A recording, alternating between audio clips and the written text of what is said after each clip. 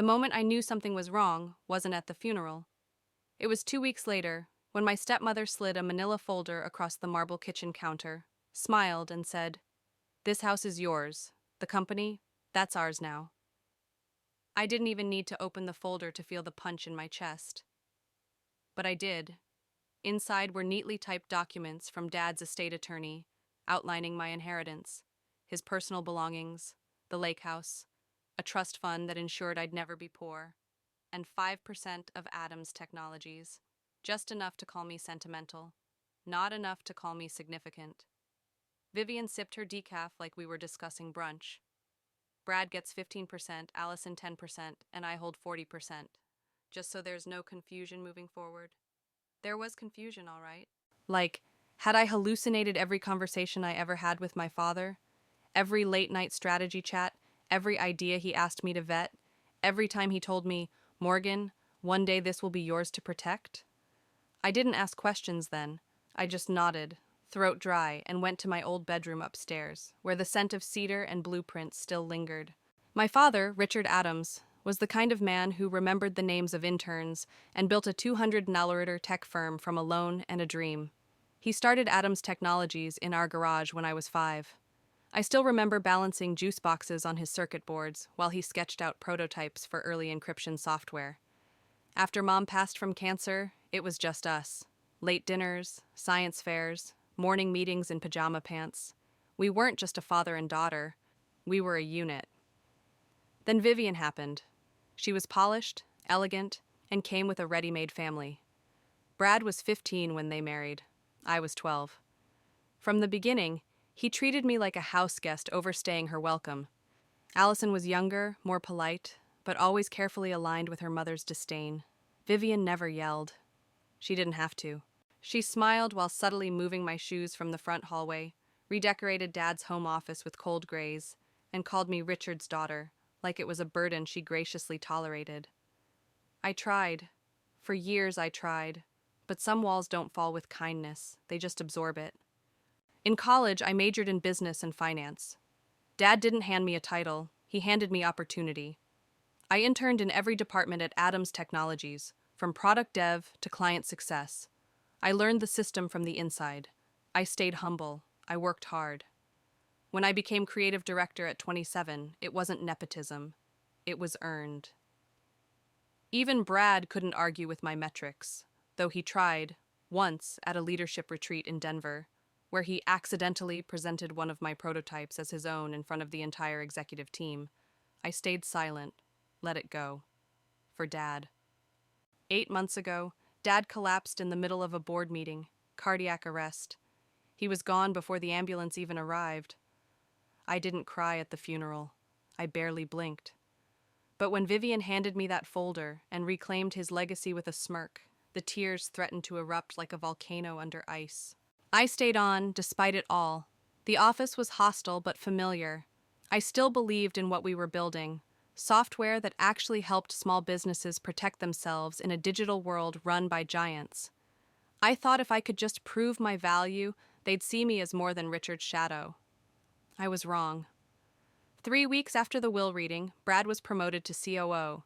His main qualification, breathing near Vivian. Allison, who once photoshopped her cat into product mock-ups for fun, was appointed director of communications. Meanwhile, my access to leadership meetings evaporated like steam from a mug. One day I arrived to a room I had booked for a strategy presentation, only to find it already occupied by Brad and Emily Tran, my ambitious rival in R&D, who looked up with feigned surprise. "Oh, Morgan," Emily said, "didn't you get the calendar update? We repurposed this for Brad's merger planning meeting." I stood there, blinking, holding 47 printed mock-ups for the product redesign. Not one person in that room met my eyes. Later that day, I confronted Brad in the hallway. "You're restructuring me out of the pipeline," I said, arms crossed. He didn't deny it. Just smirked and adjusted his cufflinks.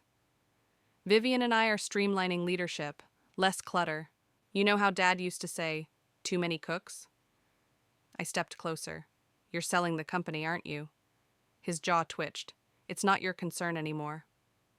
That night, I sat in my car in the parking garage, watching the storm roll in. Rain pelted the windshield like shrapnel. My fingers clenched the steering wheel until my knuckles turned white. I whispered out loud, did I mean nothing to him? Was this really what he wanted? But even in that moment of despair, something felt off. Dad was calculated, strategic. He never made a move without a contingency plan. What if this wasn't the full plan? What if there was something he left behind? What if the inheritance I was meant to receive hadn't been delivered yet? If you've ever been overlooked despite giving everything you had, type 1. Your story isn't invisible. The email came at 8:17 a.m., just as I was logging into the dashboard to prep for a client pitch. Subject, access revoked. At first, I thought it was a glitch, a misfired IT update, but then I tried to open our product archive and a red bar flashed, user privileges restricted, contact system admin. By 8:21 a.m., I was locked out of the platform I had helped build. By 8:25, Emily Tran was already in the war room, presenting my designs under a new header. Ops-led innovations. I walked past the glass wall just in time to see her slide change.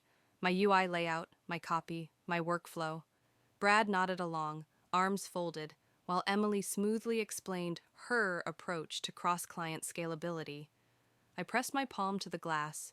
She glanced up, caught my eye, and smiled. Not a sorry smile. A conquest. I stormed into Brad's office. You revoked my access, I said, voice low, shaking. He didn't even pretend confusion. COO prerogative, product security protocols. You've been acting erratic. Erratic? I choked out. I've been acting committed. You stripped my team, erased my login, and let Emily plagiarize my designs. It's not about you, Morgan, he interrupted, cutting me off with an exaggerated sigh. It's about the company. Evolution requires sacrifice. I stared at him. You mean merger? His eyes narrowed, but he said nothing, just swiveled in his chair and faced the window. That was confirmation enough. Back home, I paced my father's study like a caged animal. My hands itched to grab something, break something, but this was his space. I hadn't touched it since the funeral. The air still smelled like pine wood polish and printer ink. His desk was exactly how he'd left it. Fountain pen aligned, paper clips in a silver tray, a mug that read, I build what they fear. I sat in his old chair, feeling the leather groan beneath my weight. What would you do, Dad? I whispered. He always said, look deeper. The answer's rarely on the surface. So I looked. The desk was old, solid mahogany, built to outlive the apocalypse. I started opening drawers, stationery, receipts, business cards. Then the bottom right drawer stuck. I pulled harder. It came out halfway, then jammed. I emptied it, tapped along the edges, searching. Finally, I pressed at the false back, just like he once showed me when I was 10, looking for a birthday card he'd hidden. Click. A hidden compartment popped open. Inside, a cream envelope, thick paper, my name written in my father's unmistakable handwriting. To be opened the day they try to take everything from you. My hands trembled as I unfolded the letter. My dearest Morgan, if you're reading this, then what I feared has come to pass. They've shown you who they really are. I wanted so badly to believe in family, but I also believe in protecting what matters. That's why I created a trust, quietly, legally, and securely. Lawrence Geller holds the documents. The trust owns 51% of Adams Technologies. You, and only you, are the beneficiary. I did it this way not to test you, but to protect you and the company, because you don't just have my blood, you have my vision. You are the true heir. Love always, Dad. I read it 3 times, then I burst into tears. Not out of sadness, out of sheer soul-cracking relief. By 2:00 p.m., I was at Geller & Associates, pounding on the frosted glass door of the office I hadn't entered in over a year. The receptionist raised an eyebrow. He's in court today. Can I? Tell him Morgan Adams is activating the Richard Adams Trust. Geller called me back at 7:14 p.m. sharp.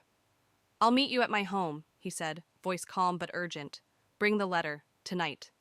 An hour later, I sat in a mahogany-lined study that looked like it belonged in a political thriller. Geller wore a cardigan, but his tone was all steel. "I've been waiting for this day," he said, unlocking a safe hidden behind a painting of a blindfolded justice. He pulled out a thick folder labeled Adams Control Trust, Confidential. "Your father transferred controlling shares into a blind trust 5 years ago," Geller explained. "You're the sole beneficiary.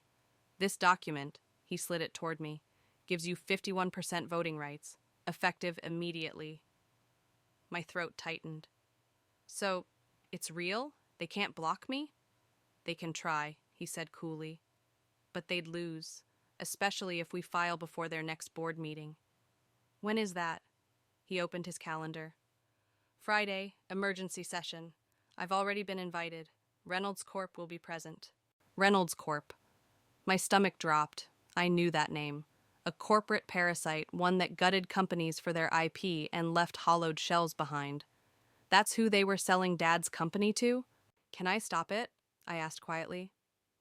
"Yes," Geller said, "if you act decisively, before they close the deal."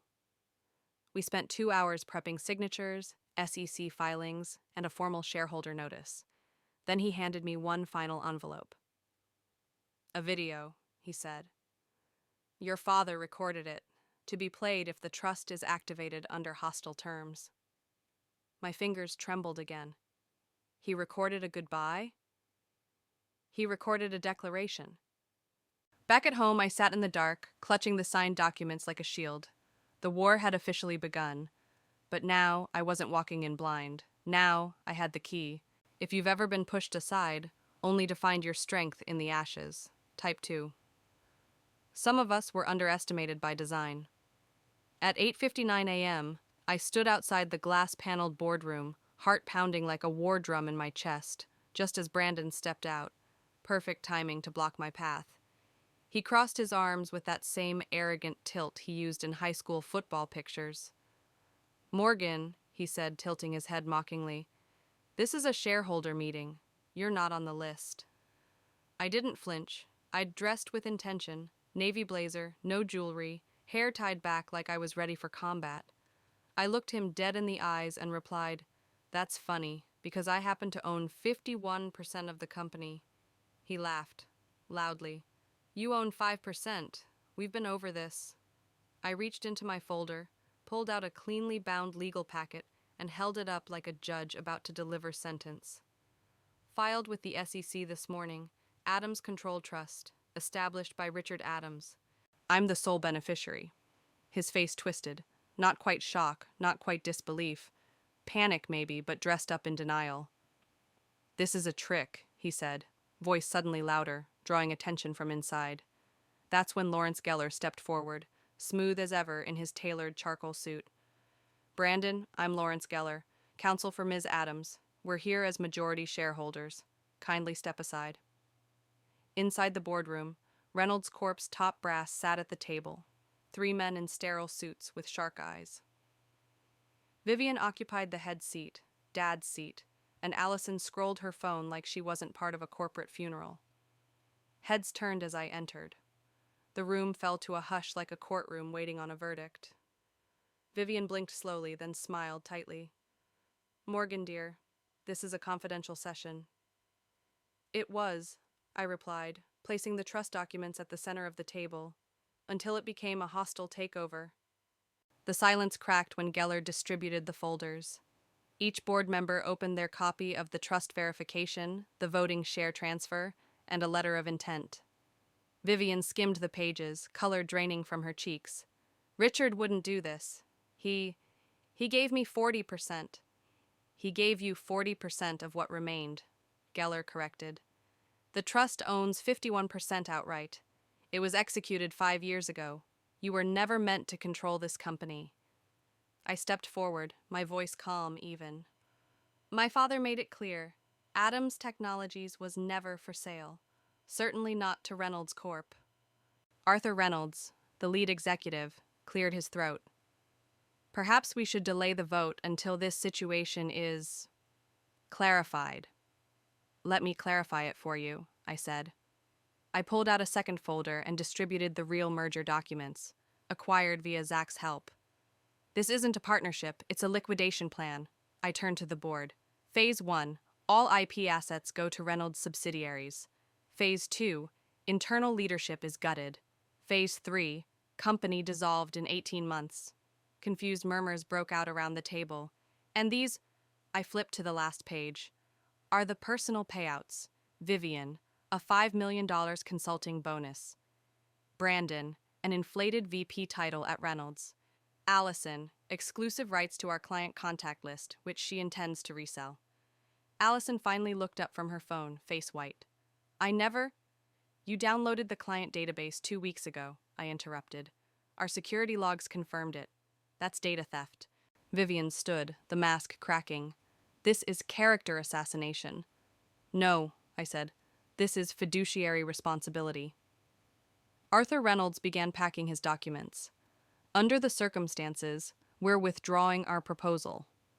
Vivian turned on him. What? You can't. Arthur, we had a deal. He gave her a cold smile. No, Vivian. You had leverage, and now you don't. The board chair cleared his throat. Ms. Adams, what do you propose? I stepped to the front of the room and pulled out one final piece of paper, my father's letter. He wrote this to me to be read only if they tried to take everything. I read the most powerful line out loud. You are the true heir, not just in blood, but in vision. Then I moved to the laptop connected to the screen and inserted the USB Geller had given me. The screen flickered, and then my father appeared, recorded months before his death, confident, calm, unmistakable. If you're seeing this, the trust has been activated. Morgan now holds majority control. I have chosen this structure because I believed in her ability to lead, with integrity. If you're watching this, someone has betrayed that vision. The boardroom fell silent, held captive by his voice. It was the final nail. When the video ended, I stood tall. As majority shareholder, I move that we reject the Reynolds merger and reaffirm Adams Technologies as an independent entity. Thomas, the CFO, raised his hand immediately. Seconded. All in favor? Every hand went up, even Allison's. After the meeting, I collected my papers and turned toward the door. Vivian stood waiting, arms crossed. You think this is over? No, I replied evenly. Now I rebuild, while you explain to your lawyer why breach of fiduciary duty doesn't come with severance. She leaned in, voice like ice. Richard always underestimated me, and he never stopped believing in me. As I walked out, the building felt different, not less hostile, just mine. If you've ever had to prove yourself to the people who were waiting for you to fail, type 3. They don't get to write the ending. The morning after the vote, I walked into my office, my father's old office, and found a yellow sticky note taped to the screen. You may have won the vote, but you'll lose the war. E. No signature, just the initial, but I didn't need one.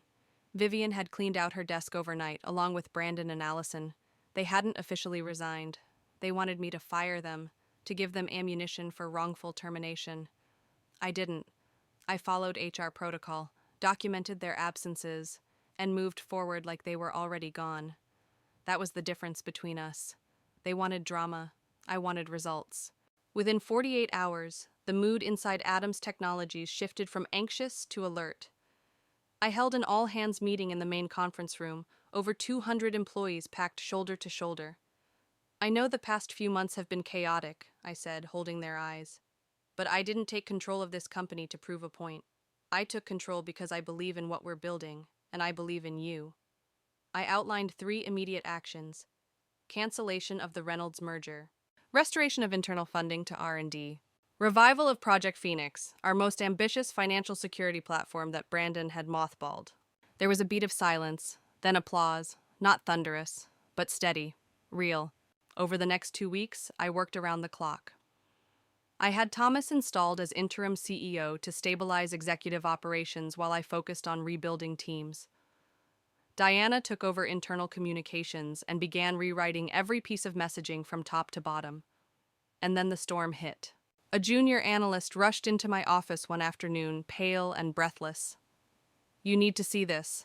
He pulled up a tweet from Allison's verified account. Nepotism strikes again. Stolen legacy, legal tricks, and a family betrayed. Adams fall, truth will out.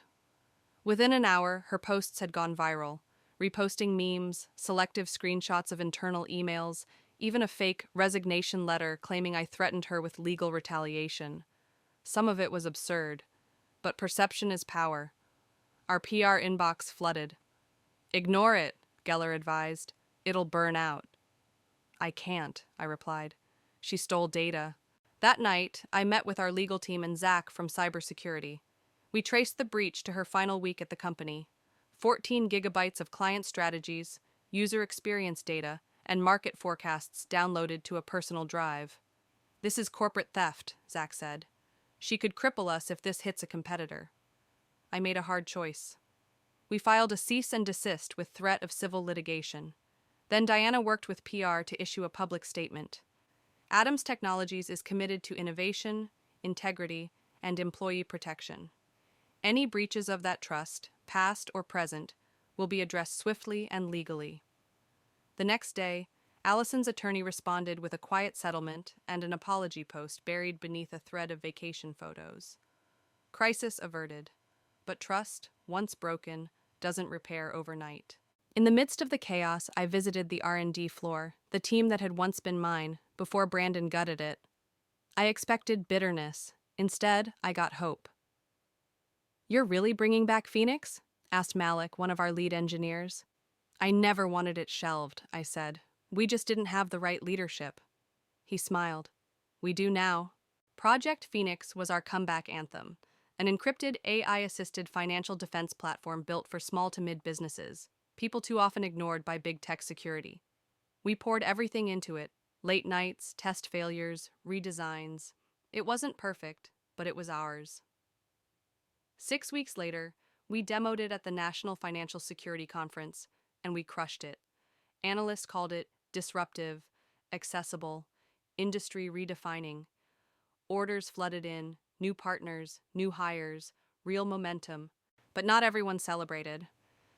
One afternoon, I found Emily Tran waiting outside my office, clipboard in hand, smile carefully rehearsed. "Congratulations," she said. "Phoenix is impressive." "Thank you." I wanted to talk about my role. I raised an eyebrow. "Your role?" "I think I can bring real value to the Phoenix expansion phase," she offered. "I've been mentoring 2 junior analysts." I cut her off gently. "Emily, I remember when you sat in a room and presented my work as your own."